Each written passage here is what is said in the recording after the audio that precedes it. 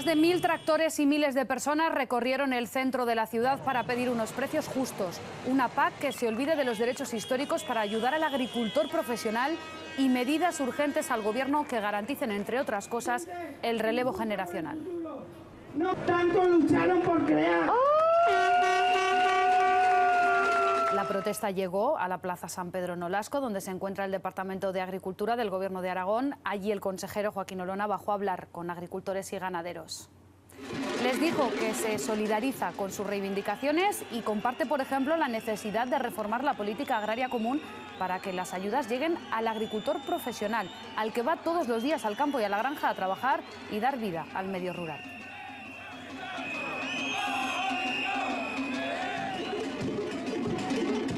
Y le tenemos aquí. Joaquín Olona, consejero de Agricultura, Ganadería y Medio Ambiente. Buenos días, bienvenido. Buenos días, muchas gracias. Eso les dijo al sector, que se solidariza con sus reivindicaciones y que comparte muchas de sus reclamaciones. Sí, y que además me alegro mucho que introdujeran el mensaje a la ciudadanía, esta necesidad de cambios profundos en la PAC, derechos históricos, lo que usted acaba de explicar perfectamente, que quizás es más difícil de entender que la reivindicación de los precios justos, pero que por ahí, por la reforma de la PAC, es por donde podemos dar soluciones a la agricultura familiar. La agricultura familiar es a lo que ayer los agricultores representaban en las calles de Zaragoza. Y eso sí que lo podemos hacer. Ahí sí que podemos atender al objetivo de una política más justa. Lo de los precios justos es deseable, pero ya no depende tanto del gobierno. Claro, porque en este problema que afecta al campo, no solo aragonés, sino al campo español en general, convergen muchas vertientes. Vamos con la de los precios justos que piden y que eso, el que no se paguen precios justos, les ha conllevado a perder renta en todos estos años. Vamos a empezar por ahí, que además en eso hay consenso. Hay que pagar unos precios justos por lo que produce el campo. A ver, lo de los precios justos es un deseo absolutamente necesario, ¿verdad? Y algo que debería ocurrir. Pero el mercado, la oferta y la demanda, no se rige por la justicia, se rige por la oferta y la demanda. Y estamos en un mercado, en una economía de mercado, social, pero de mercado. Estamos en unos mercados globales. Aragón básicamente exporta y, por lo tanto, insisto, los precios justos es un deseo, pero que difícilmente lo podemos conseguir a través de la política. Lo que sí podemos y debemos conseguir a través de la política es actuar sobre las consecuencias de la insuficiencia de los precios. Los precios son muy insuficientes, tenemos que mejorarlo, tenemos que actuar para organizar mejor la cadena alimentaria para que esos precios repercutan mejor al agricultor. Pero además lo que sí tenemos en la mano es el instrumento político del que se dotó la Unión Europea hace ya 30 años, que es la compensación de las rentas. Lo que tiene que ser justo es la compensación de las rentas. A través de los precios no podemos discriminar a los distintos tipos de agricultura.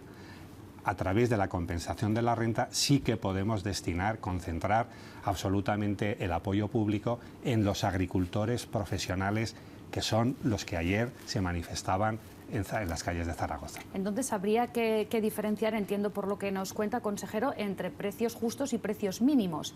Porque claro, cuando ellos piden unos precios justos es que al final les paguen algo más de lo que les cuesta producirlos. Pero también, por lo que dice, la legislación no permite que se establezcan unos precios mínimos, pues por la libertad que hay de precios y en la economía mundial. Entonces, ¿cómo se llega a un acuerdo? ¿Cómo al final se puede encontrar el equilibrio para que el campo siga pudiendo vivir del campo y a la vez se cumpla con la normativa? A ver, el mensaje de los precios justos tiene la enorme virtud de que es un mensaje que la ciudadanía entiende y a través del cual la ciudadanía entiende y se solidariza. Ayer me pareció espectacular y yo, como representante político del sector, quiero agradecer a los ciudadanos de Zaragoza su comprensión y su solidaridad con el sector, ¿verdad? Bueno, pues ese mensaje de los precios justos llega muy bien y el ciudadano, la opinión pública lo entiende muy bien, pero esa no es la vía política. Las herramientas políticas no nos permiten transitar por la vía de los precios. No podemos fijar precios mínimos, ¿eh? Pero no solo no lo podemos hacer, es que yo digo más, no lo debemos hacer, aunque parezca raro que yo diga esto, ¿verdad? Con la vía de los precios no podemos discriminar a estos agricultores, a esta agricultura familiar. A la agricultura familiar la podemos discriminar positivamente a través de la ayuda a la renta. La Unión Europea hace 30 años abandonó la política de precios mínimos, porque fue ineficaz y además muy injusto, porque no defiende al agricultor profesional, defiende en todo caso a la agricultura en general. Y ahí una de las grandes amenazas actuales de la agricultura familiar es la agricultura corporativa basada en fondos de inversión que acelerará su progresión precisamente si estableciésemos precios mínimos.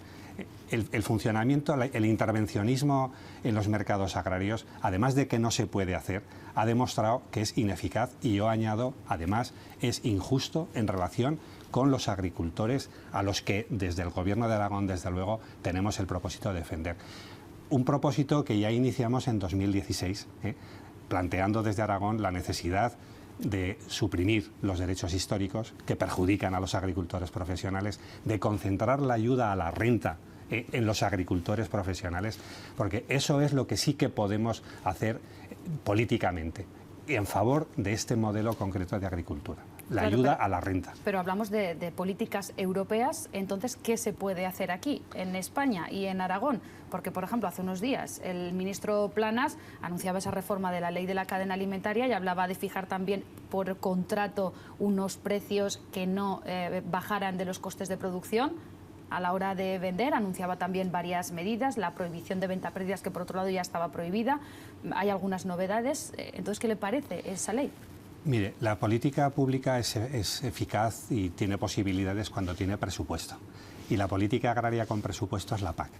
Me dice usted, ¿qué tenemos que hacer en España? Mire, pues en España y en Aragón lo primero que tenemos que hacer, debemos y podemos hacer es aplicar bien la PAC, que la estamos aplicando mal, porque no la estamos aplicando en favor de la agricultura familiar, de esos agricultores. Entonces, lo que tenemos que hacer, porque esto no es un problema europeo, el problema europeo es el presupuesto, pero el problema español es cómo aplicamos ese presupuesto de manera eficaz, de manera justa, en favor de los agricultores profesionales representados por esos 5.000 que ayer vinieron a Zaragoza con sus tractores y que después se volvieron a su pueblo.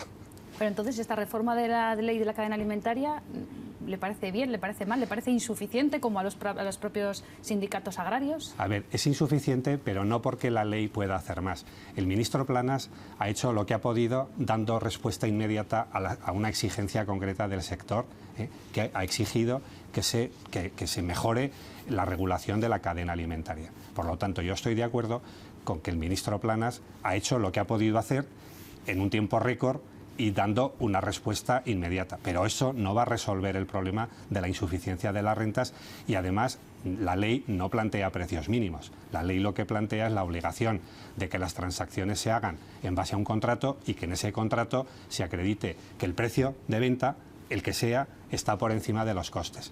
Que también tendremos que ver cómo gestionamos esto, que no es nada fácil.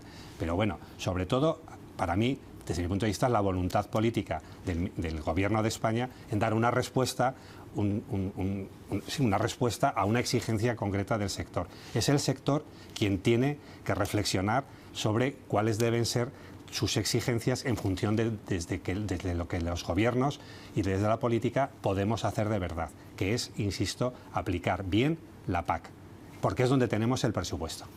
¿Y cómo se hace esto? Porque además ahora se está negociando la nueva PAC para el 2021-2027. Se dice que este primer semestre va a ser fundamental en Bruselas. Entonces, ¿cómo? Lo que se está negociando en Bruselas es algo muy fundamental, es el presupuesto.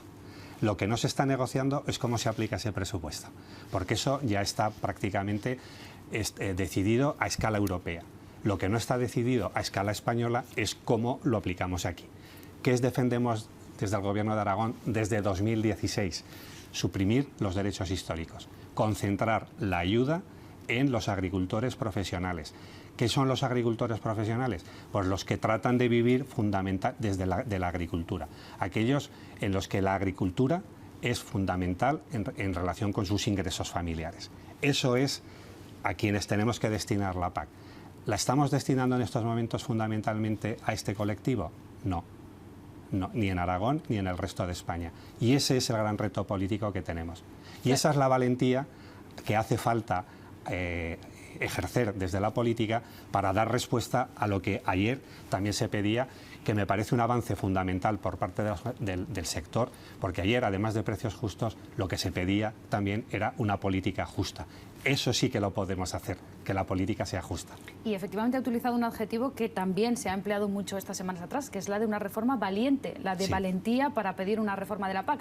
Pero claro, aquí también hay dos nuevas vertientes, que es una, el presupuesto, que parece ser que la Unión Europea va a rebajar el presupuesto que va a destinar a las ayudas de la política agraria común, y luego ya entramos en cómo va a repartir el país el criterio. Pero claro, de base ya tenemos en que vamos a disponer de menos dinero. Bueno, aún no adelantemos aún la conclusión final. Los datos de los sindicatos, además, ayer nos los explicaban más o menos. Aragón recibe unos 530 millones de euros al año con la actual PAC.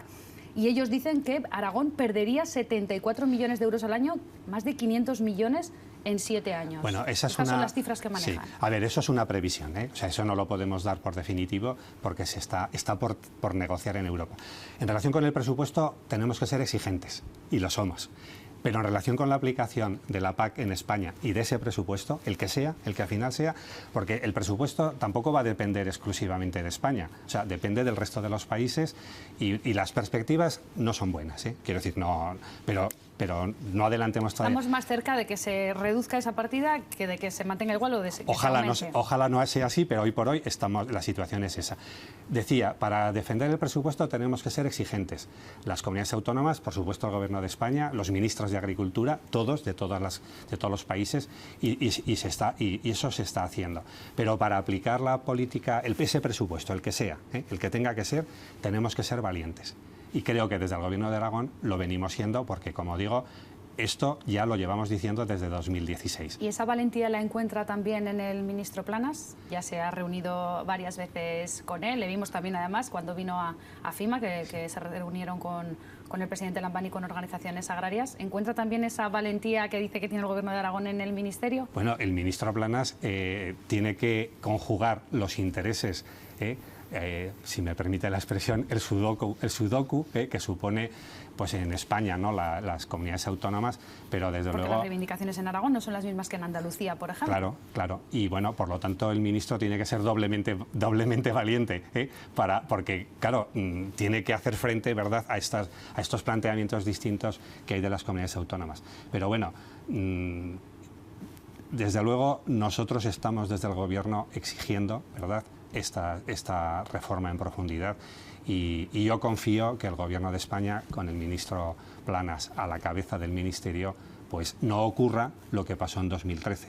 En 2013 en España hicimos la contrarreforma, O sea, se hizo una cosa para no aplicar la reforma. Eso no puede ser y eso no puede volver a ocurrir. Y además no creo que en Europa nos dejen hacer eso otra vez. Le voy a insistir, consejero, dice que confía en el ministro. ¿Es optimista entonces? Sí, yo soy optimista por naturaleza y porque además ante la gravedad de la situación tenemos que ser también tenemos que proyectar optimismo, tenemos que proyectar esperanza. A veces me preguntan, ¿y esto que defiende el Gobierno de Aragón, que defiende el consejero, se puede lograr? No sin el apoyo del sector.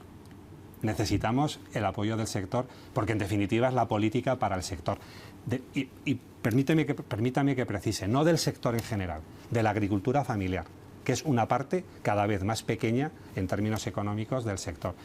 Y si no tomamos estas medidas valientes, estas medidas enfocadas a ese modelo, la agricultura seguirá. O sea, de eso yo no tengo ninguna duda, la agricultura seguirá, pero no seguirán nuestros agricultores, esos que ayer se volvieron a su pueblo y que son fundamentales para que los pueblos sigan existiendo en Aragón. Desde luego, y son los que hoy llevan el tractor al campo, el que trajeron a Zaragoza. Y ayer los que estaban en Zaragoza hoy están en su pueblo. Pues sobre las ayudas de la PAC precisamente, que llegan desde Europa, de las que estamos hablando, agricultores y el consejero comparten esa necesidad de reformarla para que se olviden los derechos históricos, vayan directamente a los profesionales y faciliten la incorporación de los jóvenes al campo. Esto es lo que decían ayer los sindicatos agrarios. El 0,4 de solicitantes PAC tienen menores de 25 años. Si seguimos esa tendencia, si sigue esta política agraria, dentro de 30 o 40 años ya no habrá agricultores como los conocemos, con lo cual nuestros propios pueblos caerán. Claro, esto también va unido a esas ayudas de la PAC, es lo que reclaman. Totalmente. Ese relevo generacional, la incorporación de los jóvenes al campo. Es que los derechos históricos, por definición histórico, imposibilita, dificulta y es un grave obstáculo para la incorporación de los jóvenes y de la incorporación también de las mujeres. Eso es que nos bloquea, ¿eh? Los derechos históricos nos bloquea cualquier reforma, cualquier modificación en profundidad. Algo que le quería preguntar también, algunas voces empiezan a plantear también la necesidad de replantearse bien a dónde se destina el dinero que llega de Europa, de la PAC. Esto lo escuchábamos también ayer en la manifestación. Que las ayudas vayan a los jóvenes, a los agricultores, a los ganaderos que se suben a sus tractores, que van a sus granjas. No puede ser que tiremos otra vez a la basura 7.000 millones de euros. Algunos sectores hacen esta reflexión. Es más o menos lo que ha pasado y pasa con la minería. Es decir, diferentes luego organismos, además como por ejemplo el Tribunal de Cuentas, decía que todo el dinero no ha servido en realidad para el objetivo final que tenían. ¿Aquí ha pasado algo parecido? ¿Todo el dinero que ha llegado de esa política agraria común no ha ido a donde tenía que ir y no ha servido sobre todo para lo que tenía que servir? En parte sí. O sea, yo soy muy crítico, lo he dicho antes, ¿verdad? No la estamos aplicando bien. 7.000 millones de euros en España es muchísimo dinero. 7.000 millones que van destinados básicamente a la compensación de las rentas. ¿Usted se imagina que en España tuviéramos un sistema de ayuda a la renta en general, de ayuda básica a la renta, que no tuviese en cuenta para nada la renta de quienes lo reciben? Eso es lo que está ocurriendo. Eso no podemos continuar. 7.000 millones en España, que son los 530 millones a los que usted se refería antes, de ayuda directa a la renta, ¿eh? Si eso lo canalizamos y lo concentramos en los agricultores profesionales que configuran el modelo familiar, yo no digo que se vayan a resolver absolutamente todos los problemas y sea un paraíso, no, ¿verdad? Pero que desde luego se aliviaría enormemente la situación, eso lo afirmo y lo defiendo, incluso con los precios injustos que ahora tenemos. También tenemos que trabajar en la causa, porque esto es la consecuencia, ¿verdad? Las bajas rentas es la consecuencia de los precios injustos. Por supuesto tenemos que trabajar también, pero eso exige medidas llamadas estructurales que requieren mucho más tiempo, que hay que contemplarlas a largo plazo y que además no son seguras para trabajar en las causas de esa insuficiencia de precios. Solo voy a poner un ejemplo que es fundamental, la concentración de la oferta. Los agricultores compiten consigo mismo muchas veces y se perjudican a sí mismos. Es el eslabón más débil de la cadena porque no están unidos, ¿verdad? Es necesario potenciar la acción cooperativa, las cooperativas, con cooperativas de mucha mayor dimensión que concentre la oferta y permita que puedan operar en la cadena en unas condiciones más favorables para ellos mismos. Pero esto requiere mucho tiempo. Su departamento abarca muchos asuntos, hemos hablado del campo, efectivamente el sector está en la calle, y vamos a abordar ahora el tema del agua, esa mesa de diálogo del agua que anunció el presidente Lambán. ¿Para cuándo? Dijo usted que hasta que no haya resolución del Supremo respecto al recurso que interpuso en su día Riegos del Alto Aragón no la convocaría, pero si esa resolución descarta definitivamente el embalse de Viscarrués, ¿va a ir usted con una propuesta para buscar alternativas al embalse de Viscarrués? Sí, a ver, sí, o sea, la mesa se va a convocar. La verdad es que fue una casualidad, ¿no?, que casi coincidió el anuncio de la voluntad de la creación de la mesa con el anuncio de que el Tribunal Supremo pues iba a resolver la cuestión. A ver, independientemente de la sentencia, la mesa se va a constituir y si hemos decidido esperar simplemente pues es una cuestión pues en fin de coherencia, ¿verdad? Y de, en fin, bueno. Pero ya sabe usted que el epicentro de la polémica, incluso entre los propios socios de gobierno, es Viscarrués. Sí, no, desde luego. Sí. Aunque la mesa ya lo tuve que aclarar. O sea, vamos, yo expresé mi opinión en el sentido que eso, como usted acaba de decir, es el elemento sustancial, central. Bueno, porque no se cerró suficientemente bien en el 2006. Y eso, pues hay que buscar una solución. Pero eso no impide hablar de lo que se tenga que hablar. Eso no hay ningún problema. Pero, a ver, la sentencia es que no va a resolver. O sea, es que no se va a pronunciar en contra ni a favor de Viscarrués. La sentencia Pero lo digamos que va... que pondría un poco, consejero, el punto final ya al proyecto de Viscarrués, ¿tampoco? No, en ningún caso. O sea, la sentencia lo que va a dictaminar si la decisión de la Audiencia Nacional de anular el estudio de impacto ambiental y el anteproyecto fue acertada o no. Simplemente es eso. Claro, es pero, decir, pero si al final decide que fue acertada la decisión de anular la declaración de impacto ambiental, eso pone las cosas realmente difíciles para que pueda ponerse la primera piedra del embalse de Viscarrués. No, claro, bueno, pero por es eso que ya, le preguntaba si en realidad, si esto se produce, van a hablar ya directamente de dejar de lado ese proyecto y empezar a abordar otras infraestructuras. Sea cual sea la sentencia, la mesa se va a constituir y se va a abordar qué hacemos en el sistema de riegos del Alto Aragón para después de 105 años, porque fue la ley de 1915, después de 105 años ya es hora de terminarlo, ¿verdad? Hay que tomar una decisión, ver cuál es la más apropiada para cerrar ese sistema de riegos, como es Riegos del Alto Aragón, uno de los sistemas de riego más grandes, yo creo que es el más grande de España, 130.000, 140.000 hectáreas. Eso lo tenemos que cerrar, cerrar en el sentido de que sea estable y que los regantes sepan ya, después de 105 años, a qué atenerse. Lo que buscamos es la certidumbre. Por cierto, que los regantes del Alto Aragón siguen sin querer sentarse en esa mesa de diálogo, aunque pidan otras reuniones, pero... Bueno, bien, o sea, hasta ¿va a ser un poco difícil abordar un consenso, un acuerdo entre todas las partes? Pues esa es mi obligación en la parte que a mí me toca como responsable político y responsable dentro del Gobierno de dirigir esta mesa. Dirigir como en virtud de que la Comisión del Agua, que es en el seno que se va a desarrollar esto, está presidida por el presidente del Instituto del Agua, que en este momento soy yo. Esa es una gran responsabilidad y desde luego considero una obligación y una responsabilidad contribuir y dirigir y poner todo lo necesario para que esto se haga, pues dando un ejemplo de lo que Aragón siempre ha dado ejemplo, de acuerdo, de consenso, y dando un ejemplo de lo que ayer se dio un ejemplo de civismo, de cómo se puede trasladar una reivindicación, un deseo, pero hasta con amabilidad, diría yo, que es lo que ayer vimos en las calles de Zaragoza. Joaquín Olona, consejero de Agricultura, Ganadería y Medio Ambiente del Gobierno de Aragón, gracias por estar con nosotros. A ustedes, un placer.